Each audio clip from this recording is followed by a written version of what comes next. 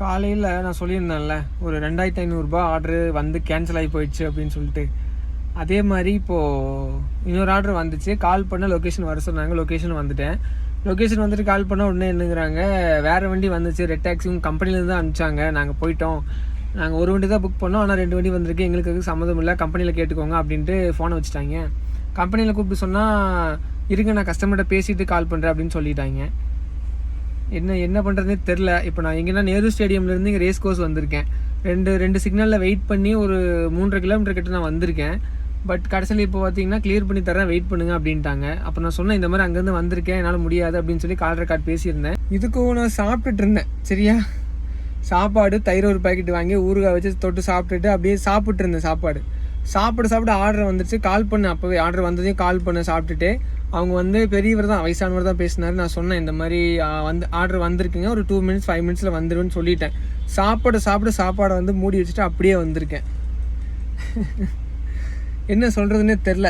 தயவு செஞ்சு மக்கள் ஆர்டர் போடுறீங்க அப்படின்னா நீங்கள் ஒரு டைமுக்கு நீங்கள் என்ன பண்ணுறீங்க அப்படின்னா ஒரு 2-3 வண்டி புக் பண்ணி விட்றீங்க. எந்த வண்டி ஃபஸ்ட்டு வருதோ அந்த வண்டியில் போயிடலாம், மற்ற வண்டி கேன்சல் பண்ணிக்கலாம் அப்படிங்கிற மாதிரி நீங்கள் பண்ணி விட்றீங்க. ஆனால் அது தவறான விஷயம்.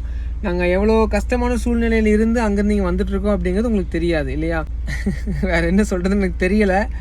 ஓகே, இதுன்னு ஃபஸ்ட் டைமாக எவ்வளோ டைம் சாப்பிட எந்திரிச்சு போக வேண்டியதாக இருந்திருக்கோம்ல. இதெல்லாம் நமக்கெல்லாம் ஒரு கஷ்டமாக இருந்தாலும் சங்கடமாக இருக்குல்ல.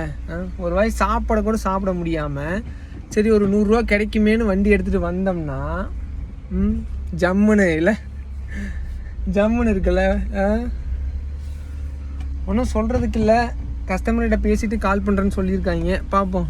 கடைசிக்கு எனக்கு ஒரு 50 ரூபா பெட்ரோல் காசாவது கொடுத்தாங்கன்னா போதும், வேறு எதுவும் எனக்கு வேண்டாம். ஆக்சுவலி ஏதோ ப்ராப்ளம் அப்படின்னா கால் சென்டருக்கு நம்ம பேசணும் அப்படின்னா ரெக்வஸ்ட் பண்ணணும். ஓகே, ஆப்பில் ஃபஸ்ட் டைம் பண்ணி இந்த மாதிரி கஸ்டமர் வர சொன்னாங்க அப்படின்னு சொல்லி நான் பேசி சொல்லியிருந்தேன்.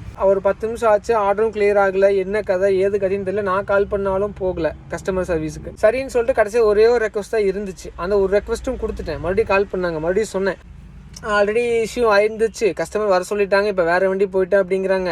இப்போ நான் அங்கேருந்து 4-5 கிலோமீட்டர் வந்திருக்கேன், கொஞ்சம் கஸ்டமர்கிட்ட பேசி கொஞ்சம் கிளியர் பண்ணி கொடுங்க அப்படின்னு சொல்லி கேட்டிருந்தேன். சரி ஓகே ஷாஃப்னு சொல்லிட்டு செக் பண்ணிட்டு என்னங்கிறாங்க, உங்கள் வண்டி வந்து ஃப்ரீ ஆயிடுச்சு அப்படின்னாங்க. ஃப்ரீயெல்லாம் ஆகலைங்களே, அப்படியே தான் இருக்குது, ஃபோனில் அப்படி தான் கஸ்டமரோட டீட்டெயில்ஸ் காட்டிகிட்டு இருக்குது, ஆர்டர் பேஜில் தான் இருக்குது, இன்னும் அந்த நார்மல் பேஜுக்கு வரலன்னு சொன்னேன்.